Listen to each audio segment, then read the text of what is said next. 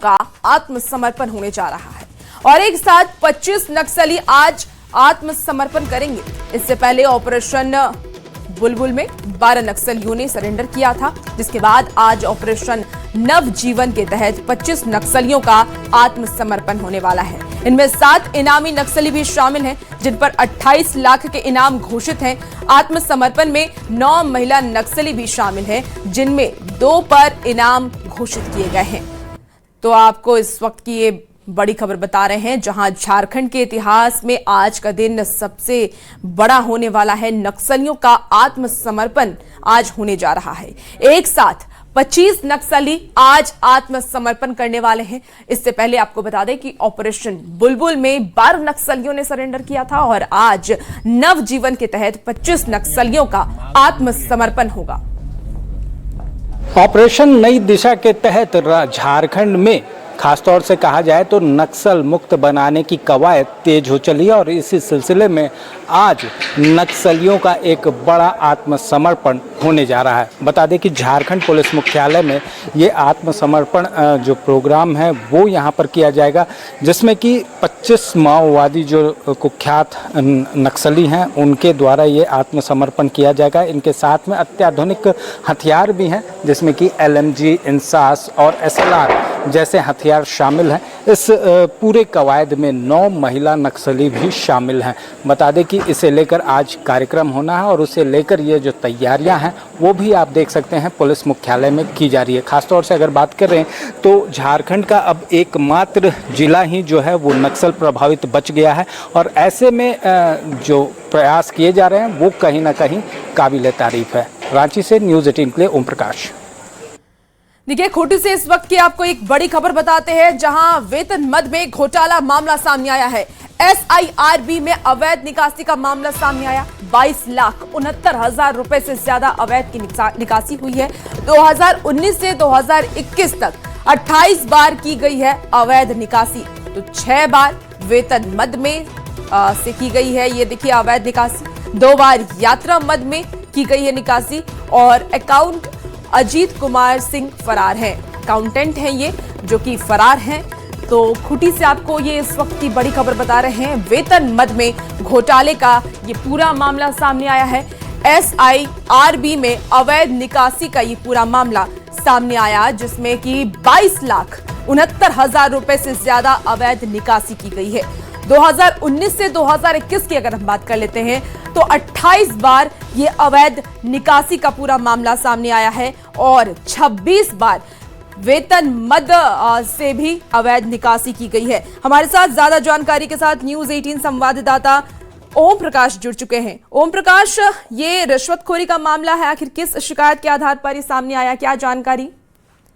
जी, बता दें कि CGST मामले में जो 90 लाख की कहा जाए तो टैक्स जो बचाने को लेकर गड़बड़ी की बात सामने आई थी, उसी को ठीक करने को लेकर जो CGST अधीक्षक और इंस्पेक्टर है उनके द्वारा 90,000 रुपए का रिश्वत जो है वो मांगा गया था, जिसके आधार पर पीड़ित ने इस मामले को लेकर शिकायत दर्ज कराई CBI के समक्ष और उसके बाद ये पूरी कार्रवाई जो है वो CBI के द्वारा की गई और जो अधीक्षक हैं और इंस्पेक्टर हैं उन्हें रंगे हाथ 50,000 का रिश्वत लेते हुए गिरफ्तार किया गया।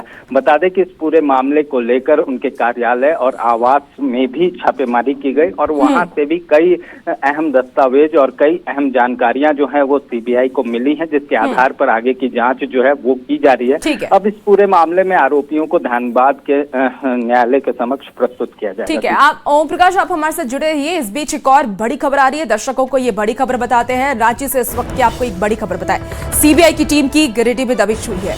CGST के अधीक्षक की गिरफ्तारी हुई, CGST के निरीक्षक की भी गिरफ्तारी हुई है। 20 मई को CBI की टीम ने कार्रवाई की, 50,000 रिश्वत लेते रंगे हाथ पकड़ाया है। आपको बता दें कि आरोपियों को कोर्ट में पेश किया जाएगा। क्रेडिट विसंगति मामले में रिश्वत मांगी गई थी, GST नंबर ब्लॉक करने की भी धमकी दी गई थी। और हमारे साथ देखिए ओम प्रकाश जुड़े हुए हैं। ओम प्रकाश, देखिए अब ये पूरा मामला सामने आया, ये बताइए कि इस मामले की जानकारी सबसे पहले कैसे मिली? जी, इस मामले में पीड़ित को से डिमांड किया गया कि उसे जो भी अनियमितता है उसे दुरुस्त करने के लिए वो 90,000 का रिश्वत दें और इसे लेकर ही उनसे रिश्वत मांगी गई, जिसके आधार पर सीबीआई की टीम के पास जो पीड़ित के द्वारा शिकायत दर्ज कराई गई, उसके बाद सीबीआई की टीम के द्वारा एक ट्रैप बिछाया गया और उसके बाद सीजीएसटी इंस्पेक्टर और अधीक्षक को रंगे हाथ जो है वो रिश्वत लेते हुए गिरफ्तार किया गया। तो खासतौर से अगर बात की जाए तो 90,000 का रिश्वत का डिमांड किया गया था, लेकिन आरोपियों के द्वारा जो है 50,000 रुपए जो है वो दिया गया इन अधीक्षक और जो इंस्पेक्टर को, और उसके बाद सीबीआई की टीम ने उन्हें ट्रैप करते हुए वहीं मौके पर गिरफ्तार किया। फिलहाल इस पूरे मामले में अभी भी जांच जारी है, उनके घर और आवासों को खंगाला गया है। क्या क्रेडिट विसंगति मामले में और कितने अधिकारी जांच के दायरे में हैं, क्या जानकारी है?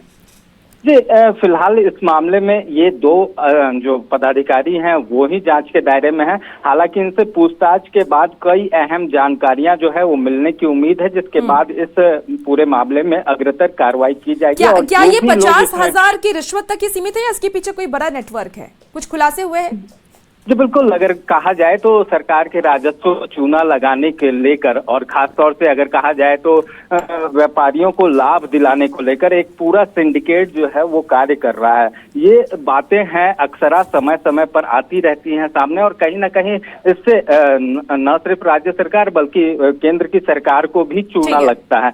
तो इसे देखते हुए एक बड़ा सिंडिकेट कहा जा सकता है इस पूरे नेटवर्क को ऑपरेट कर रहा है। ठीक है, आप नजर बना के रखिए, अपडेट आपसे लेंगे। बहुत शुक्रिया जानकारी के लिए। देखिए, गढ़वा से आपको इस वक्त की एक बड़ी खबर बताते हैं, जहां ससुराल में दामाद की हत्या कर दी जाती है। साले और दोस्त पर आरोप लगा है, पीट कर हत्या का आरोप लगा है। मारपीट के बाद पुल से फेंका गया शव को, अस्पताल ले जाते वक्त मौत हो गई है। अब मामले की जांच में पुलिस जुट चुकी है। मझियाव थाना क्षेत्र का यह मामला सामने आया है। गढ़वा से आपको इस वक्त की बड़ी खबर बता रहे हैं। सुबह में गए तो हम पूछे, बोल रहा था थोड़ा बहुत, बोले भाई कैसे हुआ है? तो बोला कि भैया हमको बहुत मर गया। अच्छा, तो कौन मारा, नाम बता? तब भैया 5-7 लोग आदमी था, हम नहीं पहचान पाए। वो साला को खाली पहचाने, जो मेरा प्रदीप साला था।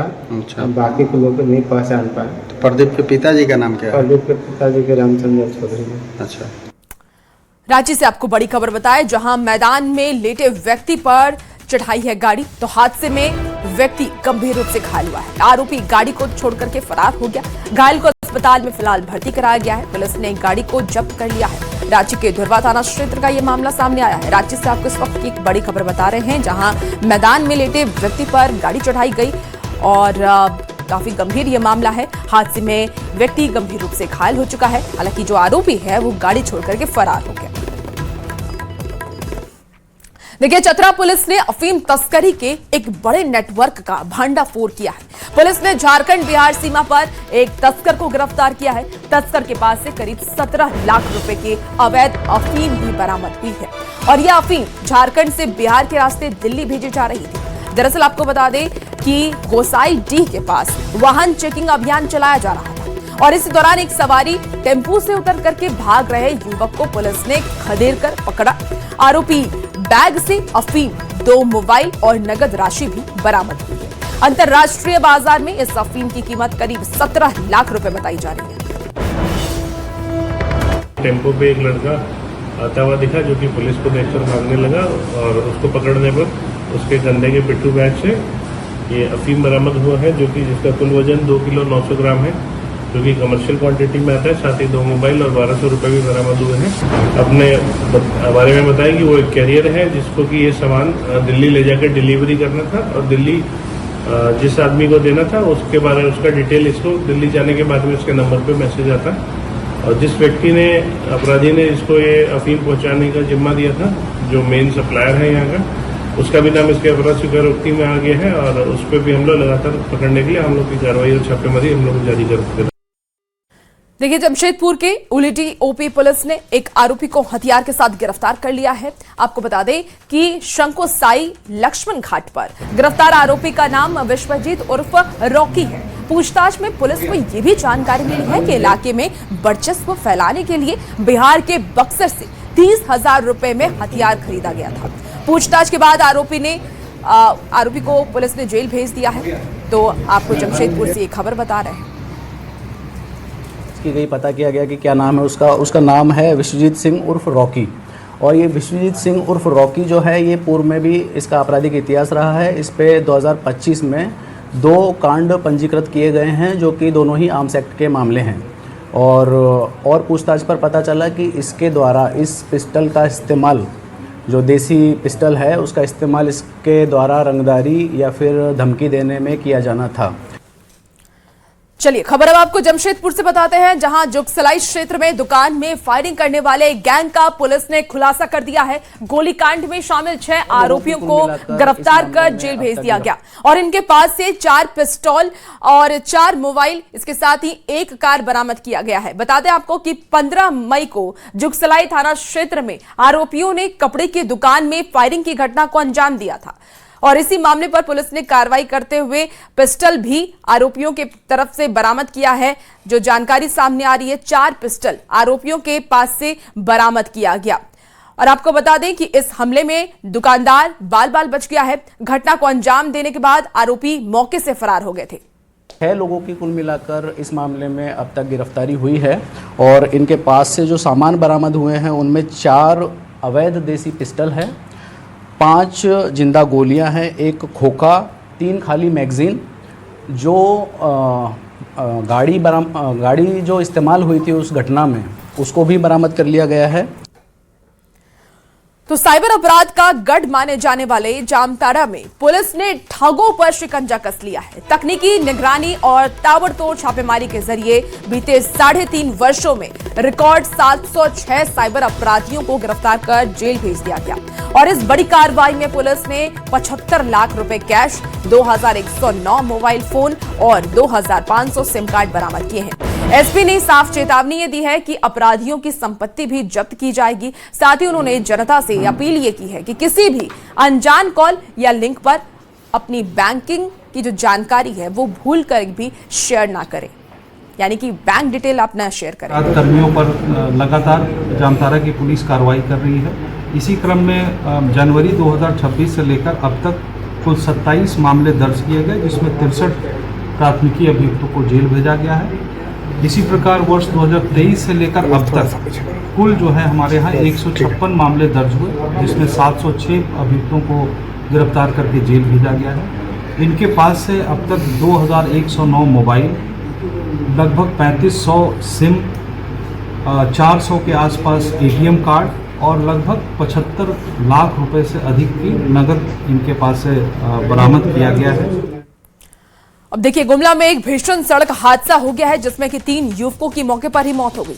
घटना चैनपुर थाना क्षेत्र के थानाड़ गांव की बताई जा रही है, उसके पास की बताई जा रही है। बताया ये भी जा रहा है कि तीनों मृतक युवक एक ही बाइक पर सवार होकर के चैनपुर से अपने गांव लौट रहे थे और तेज बाइक रफ्तार में, जिस बाइक से लोग जा रहे थे वो जो बाइक है वो काफी ज्यादा रफ्तार में थी। उसकी तस्वीर भी टीवी स्क्रीन पर दिखा रहे हैं। तेज रफ्तार बाइक अचानक से अनियंत्रित होकर के सड़क किनारे एक पेड़ से टकरा गई।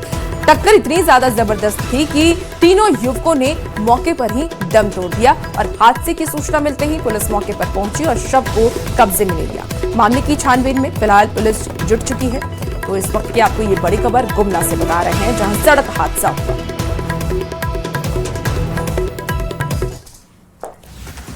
देखिए, पाकुड़ में शादी की खुशियां छोड़ करके गांव में मातम में शामिल नहीं होना एक परिवार को भारी पड़ गया।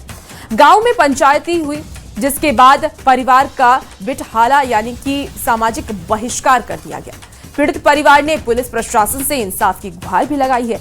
वहीं मामले में जमीन विवाद का नया एंगल भी सामने आ रहा है। अब पूरी खबर आपको इस रिपोर्ट के जरिए दिखाते हैं।